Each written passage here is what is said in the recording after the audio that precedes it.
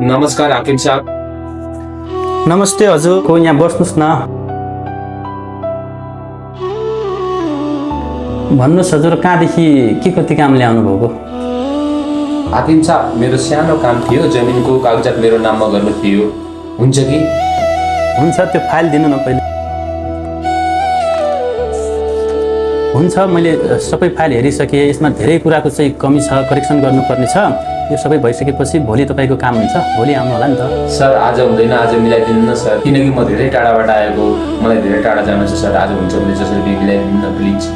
हेर्नुहोस्, आज अफिसको टाइम पनि भइसक्यो, आज हुँदैन, तपाईँ चाहिँ भोलि आउनु होला नि त। हुन्छ सर, आज नहुनेमा म जान्छु, भोलि नै आउँछु है। सर मेरो हिजोको काम भयो कि नै सर?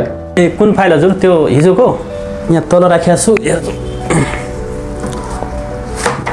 ओहो, यसको त आज पनि काम भएको छैन, अर्जेन्ट मिटिङमा पनि जानुपर्ने छ। तपाईँ भोलि आउनु न। के तपाईँ भोलि भोलि भन्दै हुनुहुन्छ? तपाईँ जस्तो हाकिम र कर्मचारीले गर्दा जनताले कति दुःख पाइन्छ थाहा छ तपाईँलाई? के भन्नुहुन्छ तपाईँ? मेरो अरू काम छैन के? रात दिन हजुरको अफिसमा ध्यान राख्ने काम छ मेरो।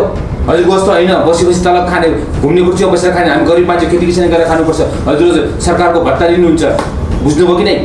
रात दिन त्यसरी जनतालाई सताउने होइन। अफिसमा आएर तपाईँको बोल्ने तरिका यही हो? अलिकति शान्त हुन सक्नुहुन्न? काम गरिहाल्छु त, मैले भनेको छु नि त भोलि आउनु। अहिले सिक्युरिटी बोलाइदिउँ? के भन्नुभयो? तपाईँले आम जनताको लागि सिक्युरिटी बोलाउने? के सोच्नुहुन्छ तपाईँले आफूलाई? आम जनतालाई के सोच्नु? यो जिम्मा छोड्नुहोस्, म कुर्सीमा कसै लाग्दा बसेको तपाईँ छोड्दिनु। एकटा कसै गरिब जनतालाई यसरी सतायो भने